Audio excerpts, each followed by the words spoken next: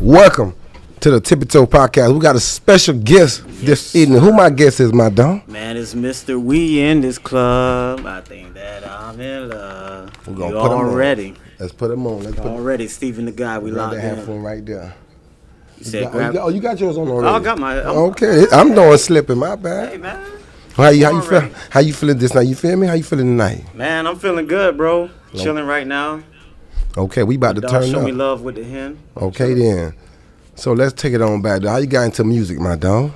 Man, honestly, man, you know I'm from Haitian descendants, bro.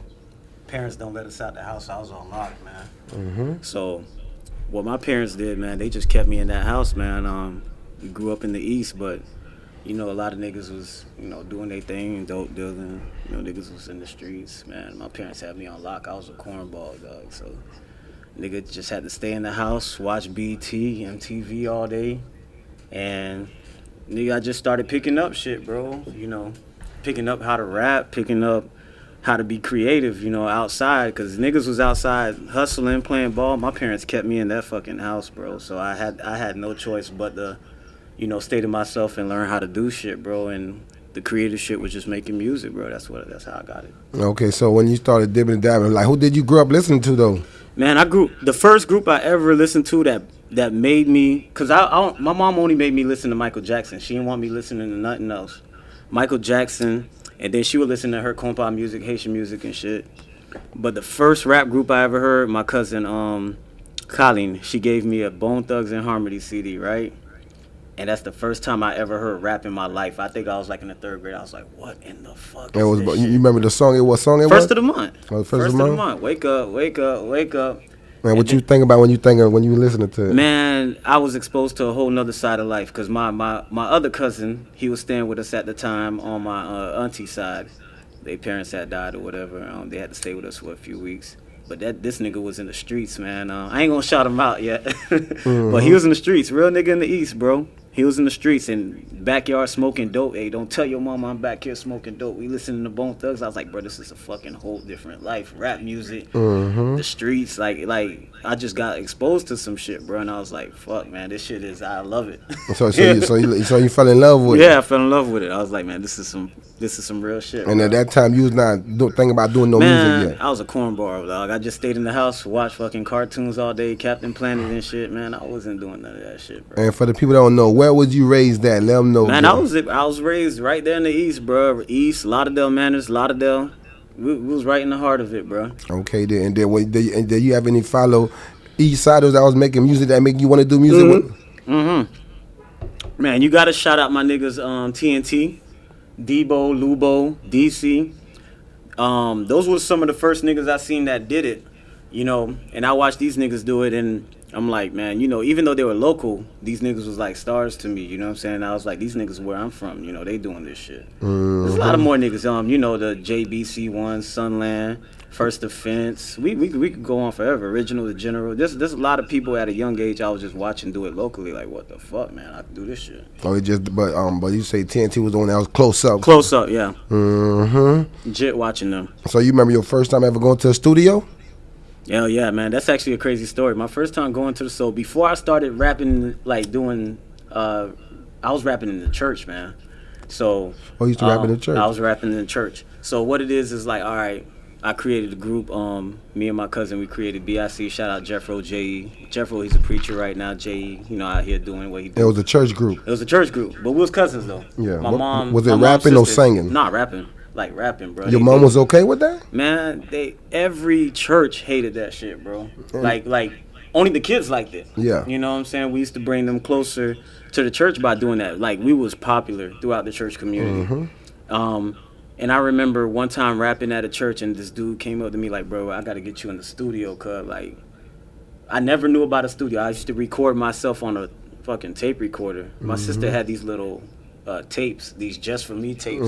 They used to get perms and shit. I used to snatch the tape out the perm box, and I start, you know, sliding to a beat or some shit. And then we just started recording at the church, rapping and shit. And then he was like, "Nah, I got to get you in a professional studio." But what church song? Like, do you remember a church song you dropped? Like what was the? This the Christian groove, guaranteed y'all just to make you move. And if you're down with Christ, do what you do. Just two-step with it, two-step with it. So what the church ain't like about that? Was some Man, good. oh no, don't get me wrong. The kids our age, they loved it. This shit, I think what it was is we was breaking that wall that they didn't believe in. Like, no, church music should sound like this. It's new. Not supposed to be a part of rap. Rap was looked at forbidden, bro, in the church community. But we, as much as people that didn't like it, we had people that supported. So I think that's what made it such a big thing when I was doing it, bro. So that, you know what I'm saying? We definitely You can put it right here. Okay, I'm trying not to show that sponsor. You can show it. It's just after you drink it, we hide it back away. But yeah, man. So this guy, right? He hit my mom up. He's like, man, for your son to record at my studio, I got a studio at my church. I'm gonna charge him $50 an hour. Mom, like, man, I don't got that kind of money. And my mom didn't want me doing music like that. She was like, bro, leave me alone. Like, get this nigga off the phone, bro. Like, go do some homework or some shit. Man, this man watched me perform after church. He was like, man, all right, I'm gonna just sign you to like my label, and you can perform. Oh, he had it. What, you remember the name of the label? It was Dirty Work Entertainment. I think they called it Dirty Works because it's like, you know, people don't want to really hear rapping in church, so we just gonna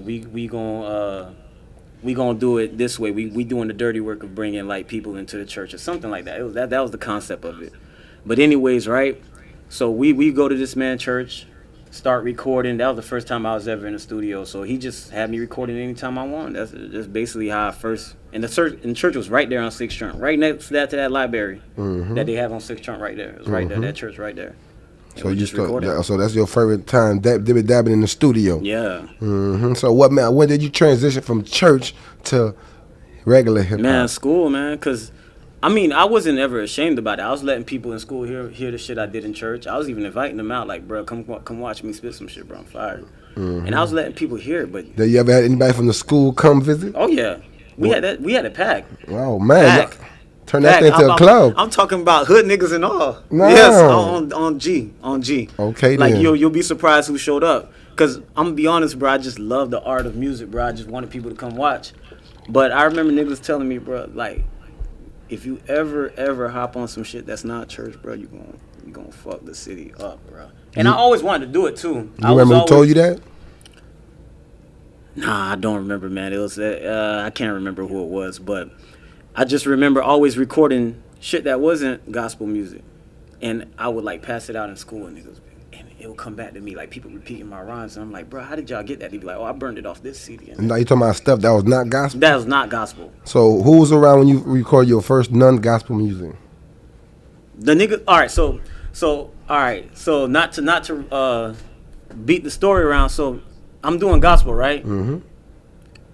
I have a friend by the name of Snyder Goo. He's he has a group that he does gospel with. They had a separate church in the East. And he's like, hey, listen, man, bro, I hear the shit y'all doing. We got shit going on in our church too. Y'all need to come and collab with us, right? So I'm like, all right, man, let me go holler at these boys. They want us to come to their church. Honestly, like, I was like big-headed. I was like, man, I swear these niggas, they probably not even raw like that. Pulled up to their church. I ended up meeting Big A, Lil A, and D Majors. Met all of them there. At the church? At the church. Oh, man. Isaac Opus. Met all of them at the church. They started playing beats for us, and they're like, yeah, let's just get on some shit together. So we all just started collabing. But I think, you know, we performed, we did church shows, but I think we slowly started growing out of it, bro. That's really what the truth of the matter is. Like, we slowly just started growing. For me, I'm gonna speak for my truth. You know, I started slowly growing out of it, but that's what it is, and we grew out of it together, bro, and just started doing music outside the church, bro, and we'll go to my house and do music for fun and pass it out, and people were just like, bro, this shit is fire, bro. Like, just rapping about fucking Reeboks and shit, bro. And do you remember your first time dropping a song? You like, hey, like, because I heard y'all used to perform a lot of pop rallies a lot. Oh, yeah. How did that go about? Man, that shit was crazy. So, I can't remember what songs it was, but, like, so this dude named Magnificent, another good friend of ours, Magnificent, he came to our school, came to that side, after the whole gospel phase. And we end up like clicking up with him, like, hey, come fuck with us with, you know, L's up ENT. which we formed L's Up ENT by that point. You know, Oh, so that's basically where L's Up ENT came from. From hanging yeah, out. we was friends in the church. Big A, Lil A. We would just be on the phone just kicking ideas. Big A and Lil A used to DJ everywhere. Them niggas, they was hustlers. They go everywhere and just fucking DJ and charge people. So who's the members for L's Up ENT? So for everybody. So the members back then in high school, definitely Lil A, Big A, me, Papa, Magnificent. As far as the MCs, but L's Up ENT wasn't made to just be a rap group. What I wanted to create was a fucking whole like world. So we had basketball players, cheerleaders. We had all type of peoples. Anything you did, we recruited you. So L's Up ENT name was stamped on it. That's the way we kind of started it. You know what I'm saying? And I remember having pep rallies and the fucking niggas that was in charge of the pep rally would pay people outside of the school to come perform like $500 and the shit was whack. I'm like, bro, you have niggas that attend the school that's gonna get this shit lit. You might as well have me and Mac perform. So you done witnessed that they done pay somebody and it was whack. Shit was whack. Promise, it was whack. I was like, why would y'all pay these niggas, bro? Like, get us to come out here, we gonna get this shit lit. And they took a chance and the shit was lit. What, like when y'all remember y'all remember what song performed when it was lit?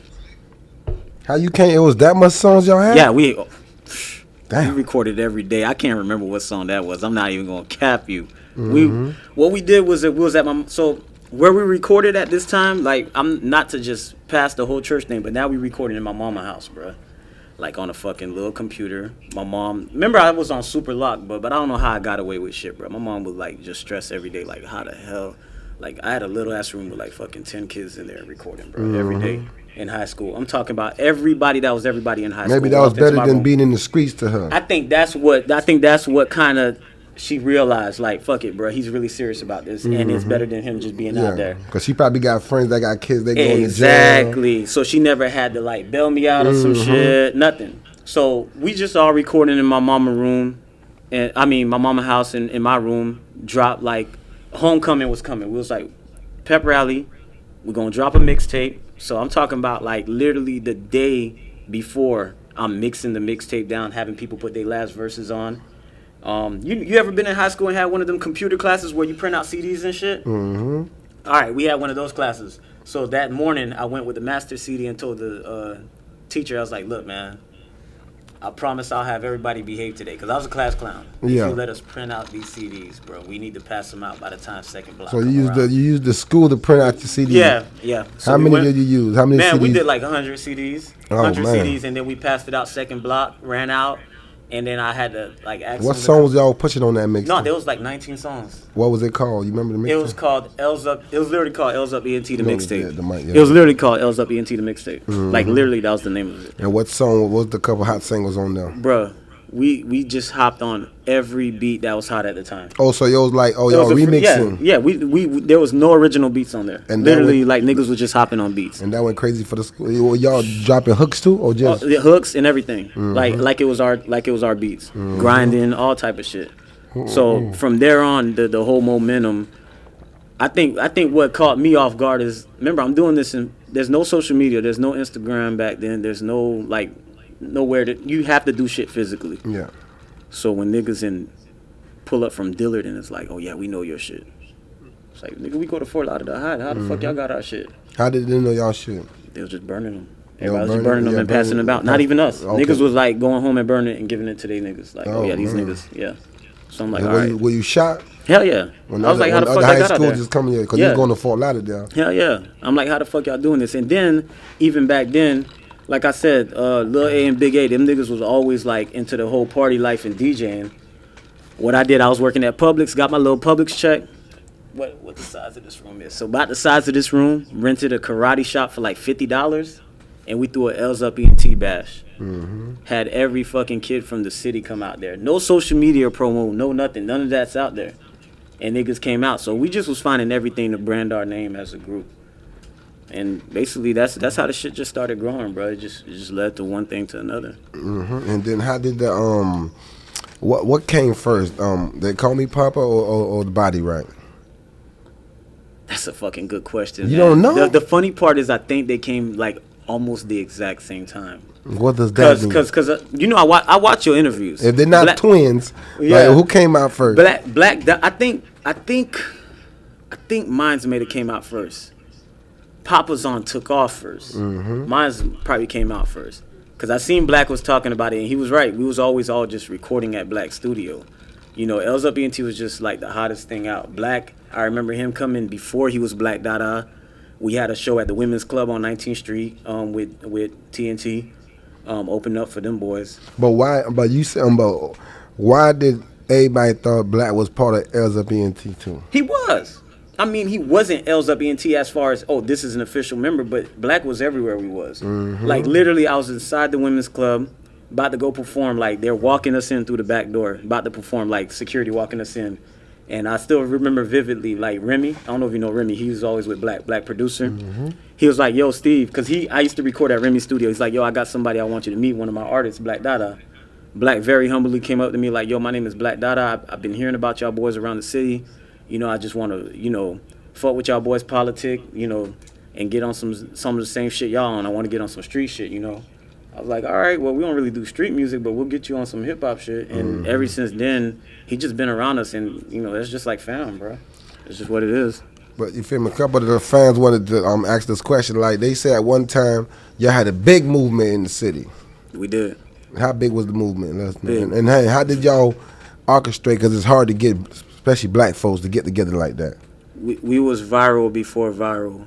And explain that for the people that don't know how y'all was viral. Like, so this is how this movement went down, man. Like, I honestly think L's Up ENT started this shit, bro. Like, as far as when it comes to like going viral and having everybody saying your name. There's definitely rappers before us that put on and open the door, but when it comes to like really being viral, bruh, I seen L's Up do some shit that was magical, bruh. And what we did was, I'm gonna be honest, at the time, you know, you gotta look at your competitor, and at the time it was COA. You know what I'm saying? I'm watching COA, I'm going to their shows, and I'm just over there like, all right, let me see what they're doing. Everybody knew COA. You know what they was doing at these shows. Man, everybody was a member. Literally everybody was a member. You go to the fucking hair salon, that lady's a member. You go by McDonald's, the person giving you the burger is a member. Everybody was a COA member.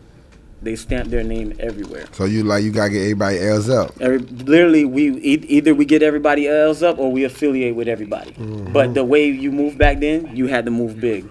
You had to be crowded. So we had shirts, we passed out everything. What we did was just we made L's Up a big deal, bro. And somebody said, what about the parties? The parties, as far as the ones we threw, yes, man, them shits was just, I don't even know why we threw it. We honestly wasn't trying to make money. Why you charged? That? I don't know why we threw it. I don't know what was the point. We just wanted to throw parties. Were y'all and everybody performing? came. No. Oh, yeah. We DJ'd. We DJ'd. Okay, y'all We just DJ'd, played our music. That's and we good just too. fucking we just like to have a That's good time. the reason. Yeah, we just like to have a good time. Now promotion right there. Bro, I remember one time I threw a party in the East. I had to call the cops myself to shut it down. Niggas would not leave. The lady was like, bro, I'm gonna charge you an extra $100 if you don't get this party like cleared out. I had to call the cops and was like, yo, they're shooting out here. Oh, make up something. And they had to clear it out. Like, niggas would not leave. Dope boys, they done ran their routes. Okay, now we coming to party. Shit was crazy. So what I figured out with L's Up ENT is, bro, what we had to do was get our name everywhere, bro. Like, all walks of life, man, from the niggas in Pompanos, man, we affiliated with everybody. If you came around us, we showed you love, you know, from the niggas like Choo Choo, Buster Free, AD. Like, niggas, we just was affiliated with everybody, from the T-West's to the Zoe Images to the 89.1, the 89.5. It don't matter who you was. SAD Graphics. It don't matter who you was. We just had we had a hand in everything, bro. Like, we were just affiliated with everybody, bro. That's basically what our tactic was. Just go out there and put our name out there, bro. But what was it? Why? Well, when y'all was doing y'all thing though, why was it seem like everybody fuck with L's Up? I think that's what it was. It was hard to get the promoters and the promoters to fuck with the artists. You know, y'all was some local artists. It's like it's like y'all came and never stopped. You ever met Papa? Yeah. That nigga's funny. He loves the crack, bro. So I feel like when he comes around and he does funny shit like that, people automatically gravitate like, oh, these niggas ain't on some like, oh, we better than y'all type shit. These niggas just like the clown. It's just a good time. it's basically the cool kids of Broward. That's what we were, bro. When you coming around, you having a good time. Like we cracking, we having fun, we doing stupid shit like egg fights. Like we were doing some immature shit for people to be at the top. Like, but we like to have fun, and people fucked with that, bro. So when you came around, bro, you had to kind of like lose your cool. Like we come around and niggas just try to, oh, that's them L's up niggas. After 5 minutes, you start cracking up with us, laughing, we talking, you know. It's like, all right, that. And I guess niggas weren't threatened. That's the problem. When niggas feel threatened, they hold their distance. We didn't put that threat. We wasn't trying to outshine niggas, out chain niggas, out gangster niggas. You know, we just like to have fun, and who don't like to have fun, bro? Facts. So now explain to us now, dog. Body right. How that came about, dog? Man, literally. How you heard we got to start from how you heard the beat, how it went down. I'm going to tell you something crazy, right? I was supposed to do a track with Iceberg. So now I started like breaking myself as a solo artist. Just wanted the world to more hear me, you know, bring So everybody was doing group records. Yeah, we were doing group records, but of course, like Papa, he did the solo thing with, you know, my name is Papa. Everybody just wanted to show themselves, which is a great thing, right? I remember I was like, all right, I'm gonna do a song with Iceberg. I gotta find the beat for it though. Talked to Iceberg. Me and him was on MySpace going back and forth, whatever. He gave me the prices or whatever, right? And then I went to D Major's house, like my little brother, bro. We chill all day. He's like, I'm like, yo, I need a beat for Iceberg. He gave me a beat, but he was like, just in case he doesn't like that beat, let's go through some more beats. We going through beats, and he's like, man, I don't really like none of these beats, bro. Like, I got old beats. I'm gonna make some newer beats for you. We'll re-go through this shit tomorrow. He played Body Right by mistake, the beat. I was like, what the fuck is that, bro? He's like, you say he played by mistake? What you mean? How he was trying to like shut down the computer or some shit, or like he was like, I'm gonna make some more beats for you tomorrow. And he played it. I was like, what is that? He was like, some old ass beat I made. I'm like, nah, but what is that though? I need to hear that again. He's like, bro, it's not even done yet. I'm like, nah, let me hear that beat.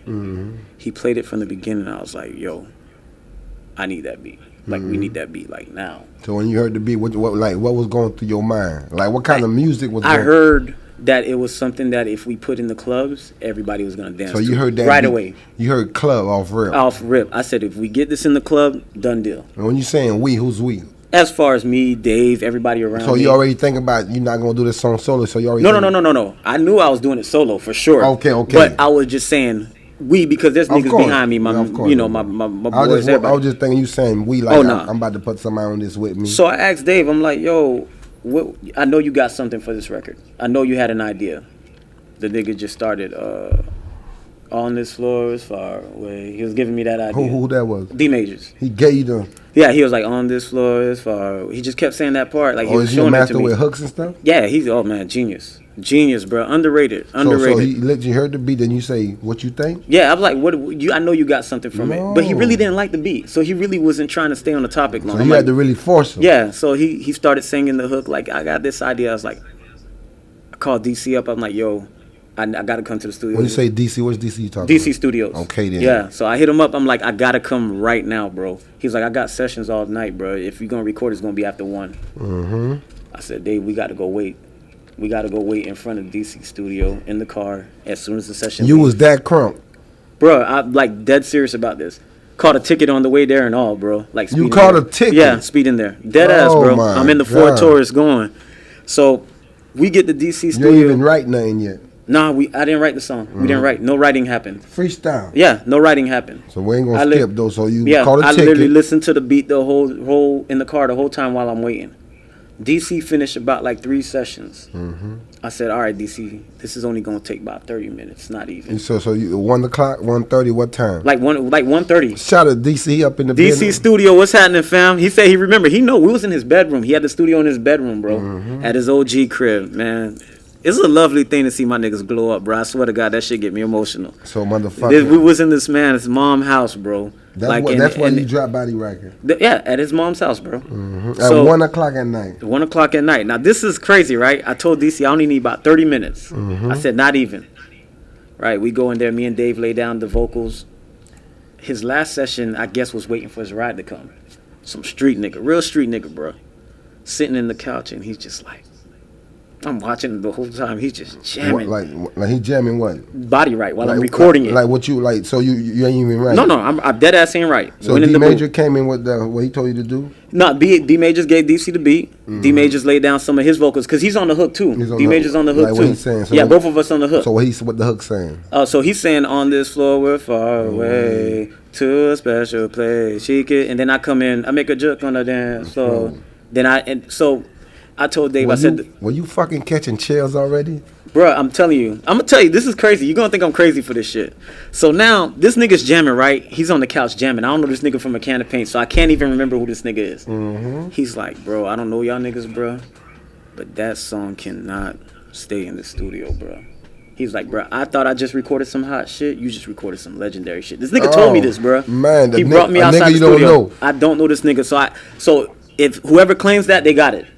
I don't know this nigga from a can of paint. He's outside telling me this. He's like, you cannot let that song stay in that studio. Damn. I'm like, man, I got to get this song mastered. We got to get it in the club. But I'm Tet show, bro. Like, so the song done, now that's not scared now. So the song, it took how long it took to finish? 30 minutes for real? Yeah. DC, you here? About 30 minutes, right? You good. You good. We focus on 30 minutes. I think he knows about 30 minutes. I would say DC mixed it down. What DC did was fucked up. He gave me the unmastered version on a CD. Man, we was club heads back then. I said, man, you went straight to the club with the CD? Yeah. Oh, hell no. Unmastered. Just ready? Yep. Went to Trends. No. T-West had something popping off major at Trends. Oh, man. I think it was him and Spody or some shit, right? Yeah, they had something. Trends on swole all the time. Listen, they had something major popping off. I dropped Dave home, called my dog Prince, like my right hand. Called him up. I said, man, we going to Trends. He's like, why? I was like, I'm going to get this record spin, bro. This record has to be out right now. You ain't even pop it in your car? Or you can't tell because the car in the club don't sound the same. Yeah, it don't sound the same. So it sounded okay to you in the car. You thought I said, I'm going to take the chance. I swear to God. So I went there with about a few dollars in my pocket, ordered a drink. It was DJ Bam DJing at the time. Had it lit. Bam Bam had it lit. Dollars and Deals. Shout out Dollars and Deals. Had it lit in that bitch. I said, Bam, you have to trust me. We went to high school together, so he knew about the whole LZPNT movement. I said, you have to trust me. Trust me on this one. Play this record. I said, I got some bread. He said, nah, I don't need your bread. What'd you try to give him? Bread? I think a dub. Okay, then. I said, no, that's good, because you don't be trying to give it a man. Yeah, I said, here's a dub. He said, Bam is our peoples, bro. We went to high school. He know the whole LZPNT movement. Okay, he said, nah, man, don't give me nothing. I said, hey, what you drinking? He's like, bro, I'm good. I said, all right, bro. Trust me, bro. I don't know if you ever heard Bam DJ and hear his voice. He has this voice that can manipulate a whole crowd. The nigga put the song on. He was like, new Stephen the Guy record, brand new, straight from the studio, and boom, we in this club, bro. I sat there and looked around. The whole club just started dancing. The whole club. Like I didn't expect nobody to dance. I was like, I just want them to start hearing it. Yeah. No, the whole club was juking. He sped that bitch up right. Whole club just started juking. Not even sounding good version. Not at all. So now I'm like, whoa, what the fuck do I have in my hands right now? Bro, I went home, woke up later that day. A few of my niggas had bitches out there. They was like, yo, a couple bitches I had out there. They was texting me. They heard some new track you dropped in the club. Remember, bro, it's not social media, bro. How many days it been? The next day. The next day? Yeah, next day. They was like, yo, we heard that you dropped some new shit in the club, and everybody was fucking with it. So now I'm like, I got to get it mastered, bro. To be honest with you, I'm going to keep it G, bro. At the time, bro, I didn't have it like that. I was working my 9 to 5 doing whatever. What mastered card at that time? That mean getting the track cleaned up, making it sound ready for the radio and clubs for real. So when you go to the studio, pay 20 or 50 hours, that don't cover that? Nah, this one's 90 an hour. Ooh. So it could take more than that. Insane sounds. Shout out to my boy Mark, plug. Yeah. How many hours it took? It took only about 3 hours. Ooh. But at the time, I had a nigga that was my dog. He was a dope boy. I hit him up. I was like, yo, man, I need to hold some shit, bro. You feel me? Shit, get right, yeah. Yeah. He was like, all right. He was like, I'm about to go in and do a bid or whatever. But here you go. Okay, when I hit you up from, when I'm doing the bid, just hit, okay, put that kite in for me, whatever, I was like, all right. He gave me the bread. We went and did it, right? Like the next day. Got it done. I pulled the same shit again. They gave me the CD. I went to Club 54. I said, Showtime, you have to play this shit, bro. Showtime was like, what is this? I'm like, bro, this is a new track. Just play it. Showtime's like, I got you. Okay, then. Showtime played it. Same reaction. Showtime's like, bro, this shit's a fucking banger, bro. So that's the route I took, bro. Every night I was going to clubs. 5 clubs, 4 clubs a night, minimum. But the people don't know how long it took for that bit to take off. Long. It took long. Remember, this ain't social media. It took off in the streets. But it's weird, man. The song, it has a long lifespan, bro. The shit just wouldn't. Facts. But it's rumors said it got dropped and it came like it got hot like 3-4 years later. It got dropped, bro. That's true. It was dropped it was hot, right? We went around to schools. Schools was calling us. We was doing shows at schools, BA, Dillard, everywhere. And then the song kind of died down because, on me, the work ethic. I had life shit going on. Niggas was like, fuck music, this and that, regular shit. Then I started picking it back up because I seen it was still hot. And literally, not to rush the story, but it got on the radio. Like, yeah, but don't rush. We chill. Okay, so that's what I'm saying. So I know that. So the song died out. So it caught the streets. It died out. Let me not say it died out. We stopped putting in the work. Yeah, that's what we stopped putting in the work. It still was doing its own thing. The DJs, all the DJs, shout out all the DJs in Broward County, Willie D, Slick, Rick, you definitely. You done booked us a show for Body Right. Showtime, Fade, oh man, used to kill it, Collision, all DJs, man. I can't remember everybody right now, but you guys know who you are, Drizzy, everybody, man. Like my Broward DJs went to war for me with that song, man. Like they and I love y'all all for that, man. I really appreciate it. So when you say you stopped pushing it, but while it was still buzzing up, because you can't stop a hit. You can't stop a hit. A hit gonna keep going. Bro. How the fuck did it end up going to the radio? Bro, I was at work. You was at work? I worked at Sears at the time. A nigga walked in, like trying to sell the nigga a treadmill or some shit. He's like, yo, I ain't really trying to bother you, fam, but can my old lady flick me and you up right now? I'm like, bro, I'm at work. It's like, yeah, you Steven the guy, right? I'm like, yeah. How you know that? He's like, bro, you the man out here, bro. Let's flick up. He flicks up with me. Were you shocked or something? Yeah, I'm like, bro, niggas flicking up with me at work, bro. Like, then he brings his kids the next day. He's like, I told you I know him. No. Yeah, and then they flick up with me. Damn. At work. And then literally everybody just started coming to my job, like flicking it up with me to the point I was like, man, I gotta leave this shit. So you quit? I quit, man. Like niggas were pulling up. Niggas were pulling up on me, bro. Niggas were pulling up on Steven the guy at work, bro. Like, bro, you Steven the guy. Damn. So that kind of gave me the whole like, bro, this nigga, you still something out here, bro. Go put in this work. I know you got life shit to handle, but go put in this work, bro. So I got back out in the clubs and started working it again, bro. The same way, like 2 years, a year later, just started working it again, like it never was out. No, so why? Like I got a question though. Like, see, I was going in with Black so hard, I forgot to ask him that. But since you here, I probably can ask you that. Shout out to Black. Shout out to BlackDada. Like, Papa had motion. They call me Papa. You had motion, Body Right. Mr. Amazo. BlackDada had Amazo. Why the fuck we ain't team up and tour? Like, take this shit out of Broward. And you know what? Give me. I'm gonna speak for Black. I'm gonna speak for Black. He was in a situation where there was paperwork involved. Because I was around him once he got signed. They did bring me in to work with him. They wanted, as far as creating, as writing. I remember that's the first thing they called me about. It was like, we want you to write. Because that's what I'm saying. Like that. So he had restrictions, right? We couldn't just take him anywhere. Black, let's go here and there. I was on 106 in Park with him. I was gonna ask you about that. How did that feel and how did that happen? All right, let me answer that. And then we're going to go back to the Body Right. Because that 106 in Park happened way before Body Right. So 106 in Park, Black told me, like, was in the studio every day. The chosen one. Black just said, yo, we going to New York. I was like, I'm like, why? He's like, we performing at 106 in Park. I was like, oh, yeah, I'm coming. You was the ad-lib man, right? Yeah. Okay, so that's crazy. I wasn't supposed to ad-lib. Black was like, you're gonna be in the audience. Just make sure you get them live. I was like, definitely, nah. I'm just going to New York. I told my mom same night. I was like, yo, I'm going to New York. What she say? Man, you know Haitians, bro. What she say? Snapping. Oh, kisa, ubapa fait un pas. I'm like, you know, by then I'm 20 years old, cuz you ain't gonna tell me what to go. Yeah, snapping. Heard my dad snapping. That's me or oh, you? no. Oh, no, that's you. That's me?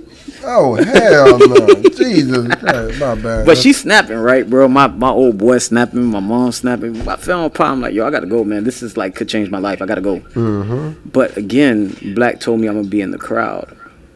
Not you know. So we get to 106 in Park, like in New York, whatever. I told my dog, hey, I rushed here. I don't have no clothes. Let me go buy some clothes. We went and bought clothes. Got fresh. Yeah, I got fresh. Went backstage, ready to go sit in the crowd. One of the executive producers for the show was like, "Who is this nigga?" Just like that, pointed at me, and I'm like, Black was like, "Oh, this is my boy. He do music too." He was like, "Yeah, he needs to be on stage with you." Just like that. So he probably didn't want Black to look by himself up there. He didn't care about Black being by himself. He said straight up, "You have that look. You need to be on stage with us." What you had on? Fuck, man. You was swag. Yeah, I had like a BlackDada Amazon shirt. T West, shout out to T West. He was there with us too. I see him on. So, I don't know, man. I had like a jacket on or something. I gotta go back and look at the shit, right? But he was like, bro, you need to be on stage, just like that. He's like, you look like you need to be on stage. So what the people was saying? So Black was like, damn, all right. And I remember Black being very nervous, bro. My bad, Black, for putting you out, bro. Like, what you mean nervous about? He was nervous, man. He was backstage nervous, yeah. Were you nervous? Nah, not at all. Oh, you was excited? Not at all. Oh man, it was like a kid in a candy store. Oh man, you about to get to Cavity. Broward County, we on TV. The fuck, man. I remember telling Black, we did a prayer. We prayed right before we got on stage. Y'all prayed? Yeah, we prayed. I said, let's pray to calm him down. I was like, let's pray. He was that nervous? He wasn't like scared. No. He was ready. Yeah. But I remember seeing his hand going like this. I'm like, you nervous saying it? He was like, yeah, bro. Like, this is crazy. And I'm like, bro, we got it here, bro. Because, you know, we helped him push the song. I was like, we got it here, bro. And I was like, bro, just think about we about to do this shit for Lauderdale, bro. For Broward County. I was like, when you look through that camera, the whole Broward County is going to be counting on us, bro. I told him just like that. And I was like, just act like we at Club Boca, bro. Cause that's where it's all started. Club Boca, we did everything there. I was like, just act like we at Club Boca and we gonna rip this shit. Hopped on stage, baby's there. Come on, man. Like, this shit was love. This is what I love to do. Girls grabbing you. It was lit. Loved it. And we killed that shit, bro. Black killed that shit, bro. So that's really how that went down. I went to the dressing room because you're not allowed to have your phone on you, bro. I kid you not, by the time I came from the dressing room, I had like 90 missed calls and like 100 missed texts. Literally, bro. Yeah. How it was though when you came back to Lauderdale. My mom had a fucking flower bouquet waiting in my room. She seen it too? Yeah. Oh, she voted. She was there. Yeah, she was going crazy. She voted too? Yeah, my sisters was like, she was going crazy when she seen me on TV. Oh my God. Yeah, she was going crazy. She was at the hotel telling all her friends, oh, you know, that was my son. That was on one. Because, you know, like I said, social media wasn't out like that back then, so all the Haitians at the hotel was talking about it. Oh, some Haitian niggas went on 106 in Park and won. She was like, oh, yeah, that's my son. Damn. This and that. Yeah, man. My mom was, like, proud, bro. So after that, I seen her kind of relax off the music and just let me do me, you feel me? Okay, then. So that adds to my question, dog. Y'all got all these popping-ass songs. Why we ain't never, I feel like we dropped the ball with not coming together. Probably egos in the way. I'm gonna be honest. I don't know, bro. I feel like nobody really came up with a game plan that was like, I don't want to say the money man, but the connect man, right?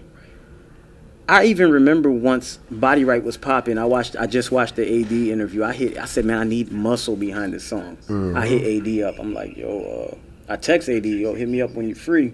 AD literally called me like within the next minute, and I remember I was driving on 441 and AD was like, he's always relaxed, but he sounded like kind of like done. I was like, yo, what's good? He's like, yeah, man, I'm not doing music right now. I was like, okay. He was like, yeah, you know, I'm not really managing A-Sud anymore. I was like, oh, okay. So I really didn't tell him why I called. I was like, all right, bro, just he threw you off right there. He threw me off because he was like, tell him about your new shit. Yeah, he was like, I'm finna chill from music for a while, fam. Because AD used to always hit me up. Anything A-Sud was doing, oh, I need you on a track, or I need this and that. AD hit me up every time. Mm-hmm. So I understood where he was coming from. I was like, all right, fam, well, take the time needed and just hit me up, bro, whenever. Mm-hmm. But I remember always thinking I needed some muscle behind this song, bro. But I don't know, man. We just never really found that muscle to get behind it, bro. And what about the video, though? Why? Man, the video, that's my biggest regret. But just to let everybody know, a Body Right video will drop in the near future. And the way we going to do it is going to make sense. It's going to make sense the way we're going to do the video. So y'all stay tuned for that. It's going to be something, I got to do it for my city. You know what I'm saying? But at the time, I felt like the song was so big, I didn't have the budget to match. I didn't want no rinky-dink video. You feel like you have to bring gas. If I put a rinky-dink video, somebody's going to look at the video and like, man, this shit ass. Mm-hmm. I felt like Body Right was such a big song, bro. Like, you just couldn't throw any kind of video to And what about that Papa? Why they ain't never dropped the video? Man, that one, like I said, I think it really had to do with Black in the paperwork. I think it was more for because Black was on the song. Because they probably could still did the video without him. I think they could have did it without him. I just remember a lot of things going back and forth. I don't want to. No, not even because I don't know the truth. No, it's not your situation. Yeah. But that was a fucking big song, bro. And I just remember being in the record label, the office of the record label, like how we are now, and we're having like a round meeting, Black sitting in this, and they're talking about that song. They're not even talking about Amazo. They're talking about that song. I think they were low key trying to figure out how can they make it Black song. I'm trying to figure out why that ain't never happened. I think that's what it was. They was trying to, again, I don't know. I can't speak on that, but that song would always come up. Like I said, they had me around trying to, help create. You know what I'm saying? Black African, yo. No, you good. For being a fan, dog, because I was a fan, all the way still a fan. I was wondering, like, damn, why L's Up ain't just right for? Because I heard you more like it was a R&B on BlackDada. So I'm like, why L's Up ain't just right for him? Probably. No, we definitely wrote stuff for BlackDada. Not saying that BlackDada needed it, right? No, we ain't saying you needed it, but BlackDada was talented, but sometimes you need people to write for you because they come from a different angle than you would come from. And then the second one, they want to know why, like, because remember, while Amazo's popping, like, his face was bigger. Like, why we ain't give him the pop or something? That's the thing. I wish I could answer that. What you thought that would have been a better move for the whole? What you think? Back then, no. I wouldn't have gave it to him back then. Ain't no way it could have been. You give it, but you still get royalties. Yeah, probably. Back then I wouldn't have gave it to him because I didn't have the knowledge that I have now. Now, I definitely would have had, if I was Papa, I definitely would have talked to the label more and try to figure out what y'all really trying to do. Because it was a lot of shade. Like, we don't know what's going on. What y'all really trying to do? It was clouded. And definitely, if I was Papa, I would have tried to make the best out of the situation. But at the same time, they weren't aggressive with it either. They didn't really approach Papa as in, hey, we want this song for Black. But I would always hear the conversations. Yeah, like, bro, Black in code. Bro, Black would open up, like he would go to out the city, bro, and open up with that song, bro. What's out the city? Like Tally, right? Homecoming. Homecoming, and open up with I Just Wanna, bro. And niggas just walk in the club and I know I'm fresh. If you don't know that, bro, you're not from Broward. That is, like, Papa is legendary for that shit, bro. You get what I'm saying? Were you shocked, though? All y'all dropped some bangers? I wasn't. That's the crazy part. I really wasn't, because I feel like we really do this. Damn. I wasn't. It's not even me being big. I was happy when Papa dropped it because Papa wasn't always rapping. When he got around us, he just, he got into it. So I was happy. I was more happy, but I was in shock. I felt like we do this. Like, you shouldn't be shocked. Okay, were you shocked all y'all had a hit? Nah, that was the plan. That's why we were in the studio every night. That's the plan. That really was the plan. Dang. That really was the plan. And you see how you talking now? Everybody would ask it, like, retrospect, like, damn, man, we should have just had, like, y'all all do a tour together and this and that. They would try, but it just ain't happen, bro. And I regret it. We did it a little bit with the Spotlight tour, me and Papa, right? We did the Spotlight tour, Dillard, BA, more schools. I can't even remember. You'll see them on YouTube. Yeah, I remember. Yeah, but if you add BlackDada to that mix, right? We did it with L's Up ENT, Grind Mode. We did it, bro. We did it. It's just it didn't happen with us in Black, And speaking of grind mode, I got that new track with McCleasy. Yeah, we up. We'll talk about that later. But that track's bubbling. Now. What track that is? Well, we got the Yeah We Up track. Y'all just go on my page and check it out. I don't got my phone is on live right now, so I can't even let y'all hear it right now. I'll probably play it later or whatever. But again, it's a new track we got. Yeah We Up. It's with me and McCleasy from grind mode. He used to be, the I'm So High and Ecstasy. Shout out to Chaos. Shout out to Hunger. So it's a track that's bubbling right now. I just dropped it like 2 weeks ago, and literally like the feedback is crazy, bro. So we gonna push that record and make it do what it do, man. And for the people that want to follow, let them know how can they follow you real quick. Man, you follow me on Instagram. I'm in Twitter, Steven the Guy. Just type in Steven DA Guy, and y'all boys will find me. And what new projects you got right now? Man, right now, so what I'm doing right now, bro, I'm really just working on bringing out singles. I'm not really bringing out no album or anything like that. The attention span ain't the same, bro. Niggas don't want to sit there and listen to an album, especially if you're not a nigga that's like popping, bro. Like niggas don't want. So just bring out a single and just put bangers out here and there and see what catch on, bro. That's really what I'm doing. And I'm making beats and producing and shit like that. And so what you say to the people, like when you try out there perform, your new shit, but your core fan want to hear that old shit? Oh, I'm gonna play that old shit. Give the fans what they want. Okay. I wish that's the advice I took from the beginning, bro. Cause at one point, bro, I felt the way like, bro, stop bringing up Body Right, bro. I got a whole bunch of shit out here, but nah, fuck that. How blessed are you to have something that's timeless? Body Right ain't never gonna die. That's probably one of the biggest tracks that came out of Broward County, like on G. That's probably one of the biggest tracks out of Broward County.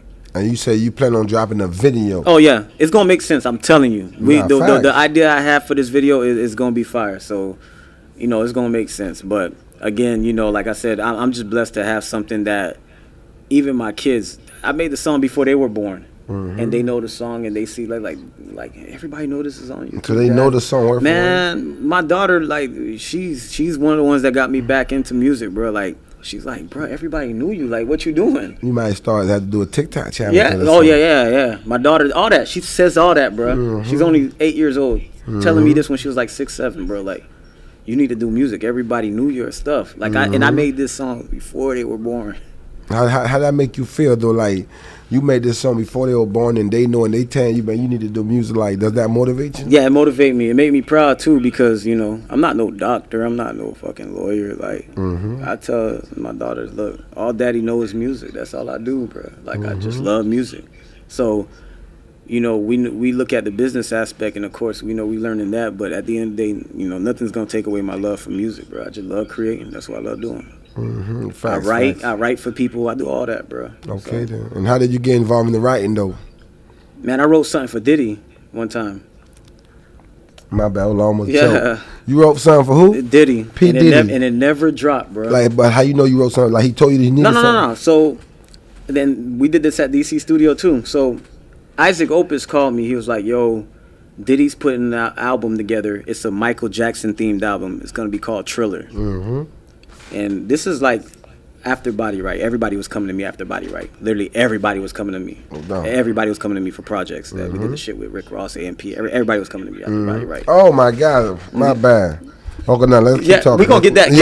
That's a good story too. Oh my God. But he hit me up like we need something for Diddy. So he gave me the Michael Jackson Thriller beat remix. They remixed it and I wrote for Diddy.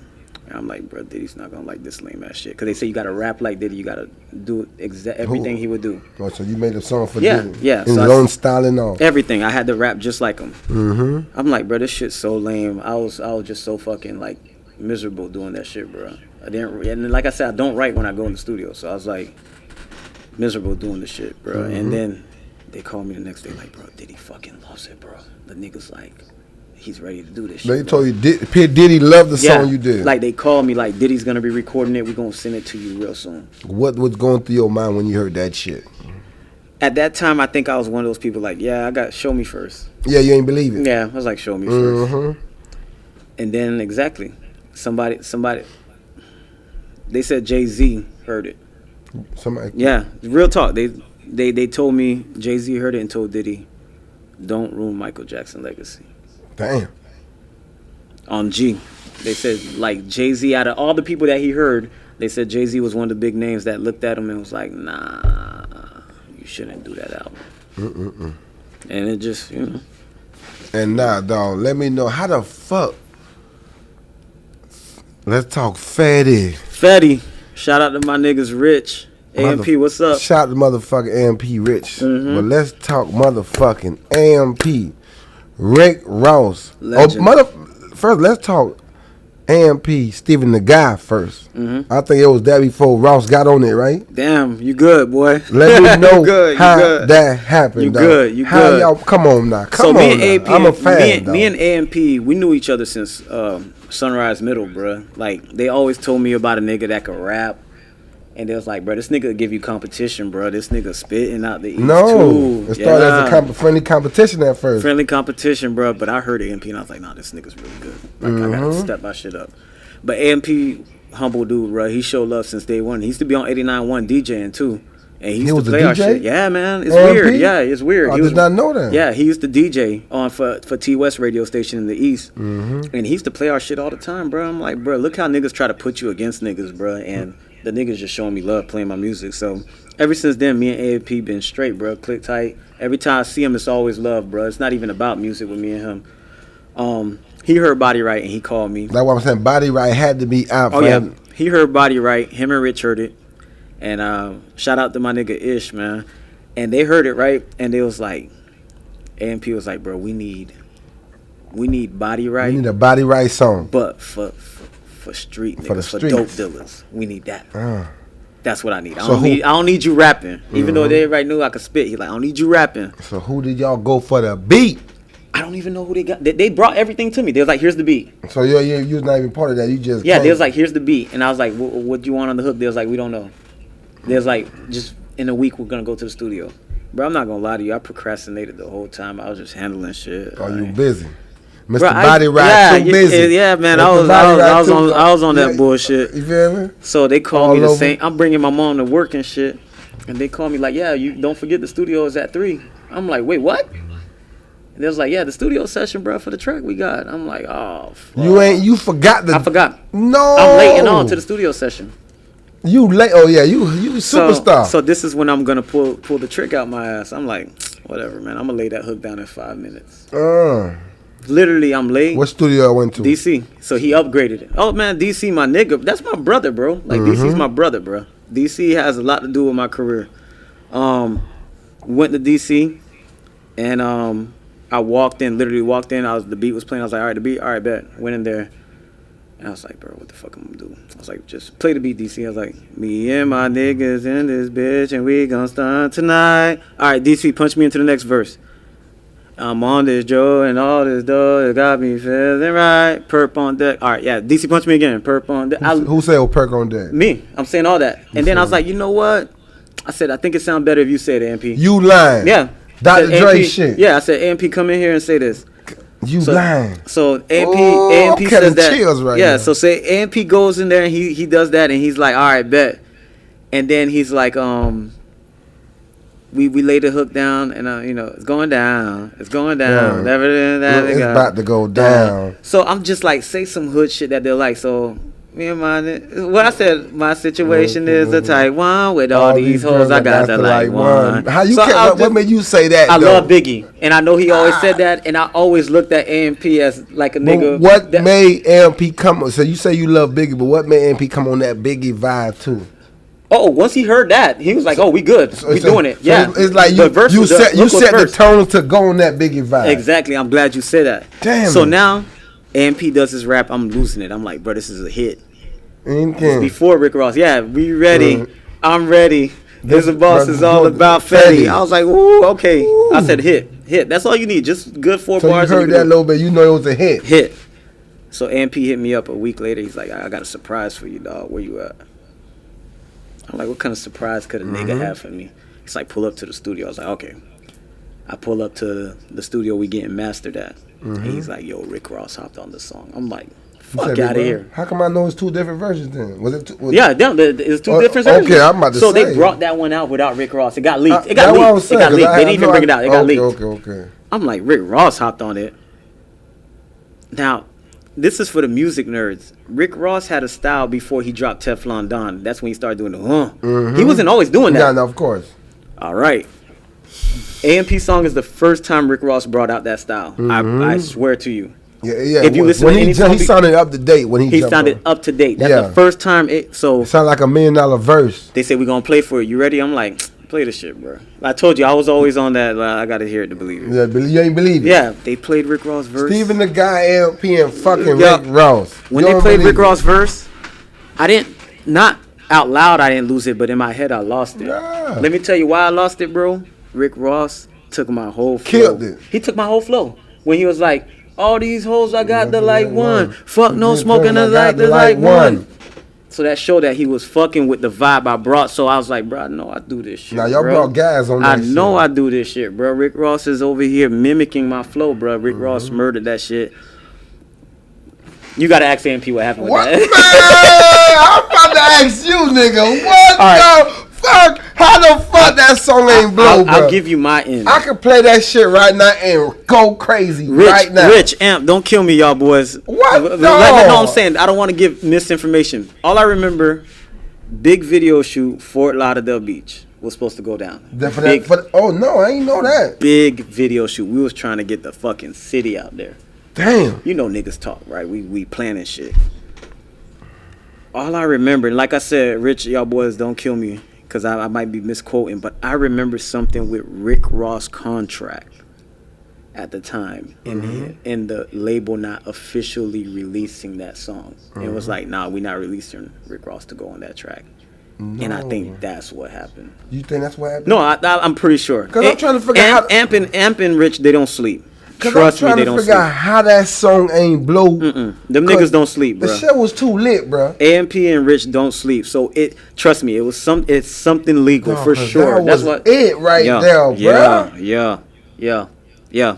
Damn, dog. Literally, bro, like that's how I was, bro. Like when Body Right was popping, bro, I was hopping on shit. You just probably not even noticing. Like everybody was calling me. Choo Choo hit me up. Me and him hopped on some shit. No, he was turning up. But my thing is, you know, I was a fan. Still as a fan. I'm like, oh my God, dumb boys gone. Yeah. I'm not gonna lie. Like that was a situation. It's like when 6 months, I'm like, how the fuck? What the fuck happened? That was a situation, bro. I'm not gonna lie to you. Gave him $1 million. How the? Then I heard on the radio a couple times. I said them boys gone. Yeah. Yep. I'm like, what the hell, bro? On G, bro, like, and it was on the radio before Body Right was on the radio. That's the crazy part. So I'm like, bro. Now Body Right had more consistent on the radio. But Body Right was definitely consistent. Like, shout out DJ Net. That was crazy how that happened. But literally, I was out at 99 Jams every day. But like. I ain't gonna lie though. Like, why you think that big ass song with big ass artists ain't get as much love as Body Right got though? Cause that song was a big ass with Ross, the boss, man. Steven the guy on the hook. Yeah. That I don't know, bro. I felt like if there was a such thing as Instagram back then, maybe there was. Oh no, it would have been gone. It would have been gone. It would have been gone. All it takes is tagging Ross. Even if you want to be part of it, it would have been too late. It would have been. Shout out to Rose too, man. But I'm just saying, I don't know, bro. Like Body Right just is a weird ass song, bro. It's a cult. It's a cult classic, bro. Like, oh man. Like I don't know, man. I'm waiting on the video right now. Oh yeah, trust me. I gotta like the idea. It's gonna make so much sense. So bro. Body Right just made anybody open up to. Yeah, everybody was hitting me up and how you was taking it. Man, I think the time that it hit me that I'm here is I was driving one day, bro. And literally, like, some girls pulled up next to me, and they was listening to 99 Jams, and then Body Right just started playing. And I was, like, going to work, and I was like, bro, this is fucking crazy, dog. Like, I'm about to go work, and these girls are next to me jamming my song on the radio. I ain't pulled down the window, tell them it's my song or nothing, because the last time I did that, I got embarrassed. I told one hoe one time, right?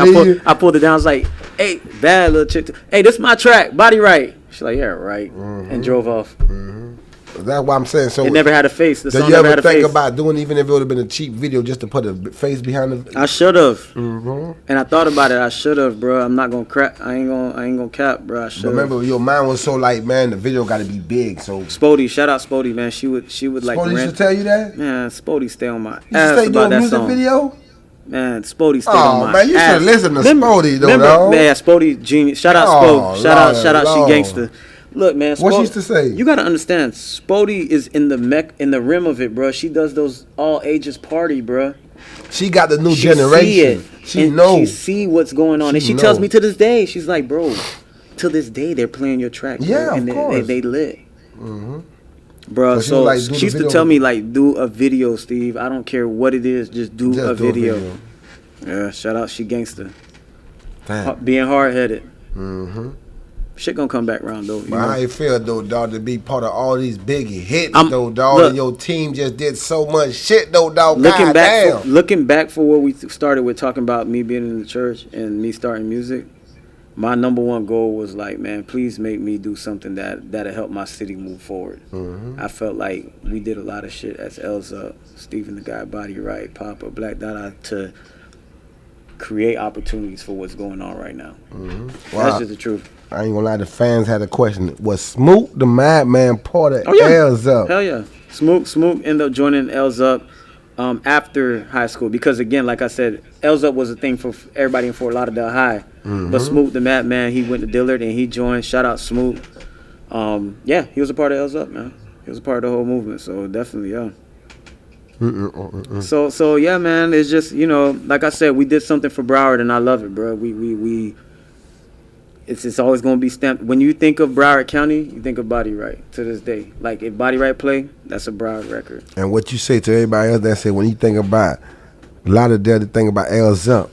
Yeah, that's definitely like that's the truest statement in the world, bro. When y'all do y'all homework, hopefully one day we get this shit popping where we do a real L's Up documentary. But we broke a lot of doors down, bro. People not gonna realize it. You know, I'm not taking credit for nobody's success, but at the same time, I know who sacrificed for me. TNT, First Offense, Original to General. A lot of people broke down doors for us, COA, and then we broke down doors for a lot of people. You know what I'm saying? I don't gotta name them, but anybody that came after us, L's Up had a lot to do with breaking down those doors where we made it be cool to be rappers, bro. Like, back then when you was a rapper, it was like, oh yeah, my cousin rap. That's all it was. No, when we became rappers, it was like, nah, these niggas are rappers. Like, they're stars. And another thing, though, Stephen, nigga, where did you get that confidence at where you was, like, even though you know a lot of street dudes, but you was quick to let a person know you was not into that street shit? Man, where did you get that confidence? Because a lot of people are not into the streets but want to claim the streets, like, I had to, so a nigga had to put me on point. They had to check me about it. What you mean? So shout out to my nigga MC and Spit, right? They probably don't even remember this shit, right? MC Money Crazy. Them niggas, right? I was rapping and I thought the way you had to rap back then, you had to rap about shooting niggas and this and that. I thought that's how you had to rap. Like, I thought there was no other way of rapping. I didn't think there was like a fun side of rapping. I thought that's what you had to do to be accepted. MC said, man, look, man. Him and Spit was like, man, I'm gonna tell you, your shit fire, cuz. But a lot of niggas gonna come test you about that shit, bro.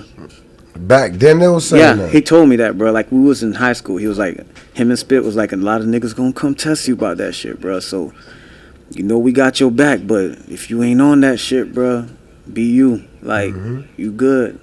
Be you. And I thought they was hating at the time, but you like, damn, them niggas hating. Yeah, that they hating, but then I understood, bro. Like, going to shows and niggas waiting for us outside and shit. You went through L's Up went through that?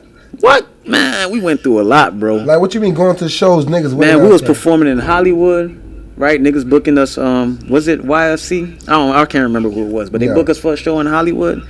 Man, the whole time me and Mac performing, man, niggas throwing that Hollywood sign up. Niggas. What song y'all performing? I don't even remember. Oh, Hot Flavor. We had a track called Hot Flavor. At that time, y'all was in y'all gangster vibe, probably. Yeah, it was more gangster. Definitely more gangster. So y'all performing. Yeah, I never started singing until Body Right. So niggas start throwing signs. Signs. We waiting for y'all outside. We had my homegirl Faye at the time. I remember we got in her car after we left, and they just kept kicking her car, jumping the car, like, no. Yeah, we had to drive away. In the car? Yeah, we had to like run people over, drive away. Yeah, the shit was crazy, bro. Niggas was waiting for us, bro. Damn, so gangster rap, man. They was waiting for us, bro. So it's like I had to kind of like, I remember, bro, like talking to one of my OGs, and I was like, bro, like, should I be doing this rap shit, bro? Because like, if a nigga really want me to get on this street shit, I'll get on this street shit, but this ain't the life I want, bro. I really love music. Like, bro, do what you want, bro. Have fun. You'll be fine. And literally, that's what else I started doing, bro. We just started making fun music, bro. You notice when you started doing fun music, the crowd started being different? Yeah, bro. Like the girls came. Yeah. Women bring money, bro. Mm-hmm. Women started coming to the shows. Wherever the women at, that's where niggas want to be, bro. Mm-hmm. We did a show at Fort Lauderdale High with Grimo. Bro, I couldn't believe how packed the fucking gym was. Like, there was no space. I heard about that. There was no space. How much people was in the building, though? Man, there was too much people in the building. How like, much literally, you think? If we gotta just if I had to guess, bro. Yeah, we guessing. Tippie-toe nosy. 700. 700. Yeah, 700. Like, a high school gym. Like I'm so serious. Like, it's on YouTube still. You could go look at it. And I remember my niggas from Doom City coming there, and they was like, it's like, bro, they not letting us in there, bro, because they know we from Doom City, bro. Lita not letting us in. No, what Lita mean? Cops. Like, the cop wasn't. The people know. Yeah, the cops. The cops. Troll wasn't letting them in. Mm-hmm. And I was like, man, if I let y'all niggas in, man, don't start that bullshit, bro, because you know how Doom City get down. I'm like, if I let y'all niggas in, do not start this bullshit. Who's saying that to them? I'm telling them. Oh, okay. Like they came to me. They you already know what Doom City is. Yeah. I knew a couple niggas from Doom City. Shout out. But what was it with Doom City and the East Side niggas? Man, I don't know, bro. I guess why Doom City East Side used to stay going? Man, you know, Doom City on that shit, and where we from in the East, they on that shit. So facts. So we two on that shit, motherfuckers don't know how to act. Exactly. So I guess people wanted who's the hardest Haitians out here. Right, them niggas meet up at Club Boca. That's where we at every Saturday. Haitians versus Haitians. That the shit was stupid, but them niggas know that. Like, that shit ain't like that no more. And shout out to Doom City. Shout out to the East. You know, I had niggas I fucked with from both sides. You know. So how did you end up having niggas on both sides? Oh, music, bro. Music, man. Yeah. Again, let's take it back. AD, bro. Mm-hmm. AD, Dirt Dog. Like, these niggas were around niggas like that. Cuts. Mm-hmm. You know, he's Doom City. You know, like, niggas knew who I was, and they was like, yo, they would hit my phone up. Yo, I want to do music. Mm-hmm. I'm like, y'all know I'm from the East, right? Like, yeah, man, we ain't on that shit. All right, bet. So 700. Just think, how was the promotion? Like, well, who orchestrated this promotion? Oh, we promoted it ourselves. So y'all throw this event. Yeah, the school gave us a budget, and they paid us, and we promoted it. This big ass event, lit shit. What was the promoters saying after they seen the artists throw their own shit and shit off the? Was it love or was it like these motherfuckers? The promoters that threw it. So y'all not the promoters? No, we wasn't the promoters. They paid us. They was like, we gonna pay y'all this much to perform, but we throwing it. So basically y'all got paid to perform. The school do it. But so y'all help the school. Yeah, the school do it. Yeah, school, y'all go to that. Yeah, the school do it. Yeah. And okay. I was like, man, you gotta shoot us something, cause we gotta. You feel me? You gotta shoot us something, cause we about to get this shit lit. Mm-hmm. And literally, once they seen that though, literally every season they was booking us for step shows, everything. They was like, L's Up coming out, and it was packed every time. Yeah. So you think the school had a big part of y'all getting that buzz? That felt good, better than anything, cause I was petty, bro. I threw it back in the nigga face that booked the niggas for no money. I was like, remember back then, like 2-3 years ago, you was booking niggas and they wasn't doing shit. Like, it was weak. I said, look what I just did, bro. I showed the nigga. I was like, look what we just did. Damn. So I threw it back in his face. Your confidence was to the roof. Yeah, back then. What was it about that made your confidence to the sky like that? Man, there's a whole bunch of people that I don't know from a can of paint. They came out to see me. Oh, yeah. I don't know none of them, and they know my songs word for word. These ain't my dogs. These ain't my cousins supporting me. These people I never met in my life. And they singing word for word and crying for a picture. That shit get to you. It's a high. It get to your head. I don't give a fuck who you is, bro. You gonna have to pipe down, like, later on. Like, you gotta, like, find something to pipe down. That's a high when you get off stage like that. Mm-hmm. It's just what it is. That's facts. Goddamn, we been riding out for we're riding out down. An hour and 8 minutes. Damn, we did that shit, dog. So any shout out, I don't want to keep you in here too long. Any shout outs in this motherfucker? Man, shout out to Broward County, period. Everybody, I see T West logged in. What's up, baby? Prince, what's good, fam? West. G, what's up? Gianna, look out for her. That's my artist. She's under no. You got an artist now? Yeah, I got 2 artists I'm working with. What's their name? Gianna, definitely. She just look out for her. She's gonna be a R&B artist. What's the other one? And then we got Eli the Misfit. You know, he's more on that, kind of young, new age vibe. Let us know how this getting to that. You got to bring him back and bring him through, man. What's tough is I really did it because I see their passion for it, bro. And like I said, we never had somebody to say, all right, bet we gonna lead y'all through this. Mm-hmm. So that's what I want to do for them, bro. I want to make way for them and have them, you know, be able to put their shit out, and I kind of like lead them like I went through this, bro. So y'all don't really have to go through it, and I'm a you know, put y'all out. And I love doing music, bro. I want to help them out, so that's just what it is, bro. Mm-hmm. You already know. And then what's the record label called? So the record label is called No Dice Entertainment. We just gambling everything, bro. That's just what it means, bro. We just rolling the dice, bro. Like, it's just no dice. Fuck it, bro. Let's just take the gamble. And anybody want to follow you and follow them? What's their Instagram? So we had Steven the Guy on Instagram and Twitter, and then No Dice ENT on IG. And I gotta shout out L's Up ENT. Gotta shout out BlackDada. You know, everybody out just around that movement, man. We were just doing it big. JP, what's happening, baby? And we just chilling, bro. We just doing it big, bro. Mm-hmm. And we're gonna make it happen. And again, that new record with McCleasy, Yeah We Up. It's go on my page. It's on YouTube. It's on iTunes, Spotify, everywhere. I'm telling you, this will be the hottest record this year. I'm telling you this for sure. And can we be expecting another D Major and motherfucking Steven the Guy track? Man, always. Okay, y'all keeping track? Yeah. Me and D Majors is like family. Like it's past music, bro. Like that. And again, that's why it worked the way it worked. You know, like right now we ain't working. Right now, D Majors, you know, he's doing him right now. But again, it's gonna happen. Facts. You already know what it is, man. Okay. And one more time, any shout outs before we get out of here? Let them know how can they follow you one more time because they asking. So again, Steven the Guy on IG and Twitter. That's the only things I'm on. And then again, like I said, don't forget No Dice ENT, the label. Follow that on Instagram. And then, like I said, shout out the whole Broward County, everybody. DC, what's happening? Again, Yeah We Up on every platform. Let's go ahead and stream that. K Weezy, Kevin Haddon, what's up, bro? Y'all know what it is, man. And we appreciate my nigga Steven the Guy for coming through. Hey, man, I'm right here with Tippie Toe. Man, I had Gold Money Grills. Had to bring that boy Steven the Guy. They been asking for it. Y'all know what it is. Hey, I gotta get Gleeful too, man. Okay, I gotta get them walls and go to the dentist first. We're gonna turn up. We're gonna turn up, man. You already know, man. Appreciate y'all. Hey, man, I appreciate you. I had to chase him down for this podcast. Don't think like I'm a star or nothing right now. Like, man, he came and got me. Man, you a legend. I had to chase him down. He's doing some legendary shit, bro. We had to come get the legend, put him on the Tippie Toe podcast. You already know what it is, cause if we ain't got motherfucking Steven the Guy, we ain't doing nothing. Broward County, I love y'all. We here, bro. He's doing something legendary. Hey, Kodak Black, come and do an interview with this man. Kodak, we need you on here. We had Kodak in here. Yeah. My dog was too lit. I hope he come back, double back. Dog, the Wiz interview was real dope, bro. I like that shit, bro. I like that interview. R.I.P. Wiz, you mean Sideshow? Not Wiz. I'm sorry, R.I.P. Wiz. I'm talking about Sight the Snipe. Appreciate that. That was a dope one, bro, because I never really knew full story, bro. I didn't know his story, and that's why I like watching this shit, bro. I like watching people's stories, so that was a dope one. That was one of my favorite ones. Appreciate that shit, man. Steven the Guy in the building, Tippie Toe podcast. Y'all know what it is. Get your low 6 on 6, 8 on 8, 10 on 10. Go Money Grill. Put your money where your mouth is. Okay then. Y'all know what it is. Till next time, we gonna get you right, man. Worldwide Poppy, what's up, baby? Okay then. Worldwide Poppy, what it do? Tippie Toe podcast. Till next time. Y'all boys better catch up, cause we catching up.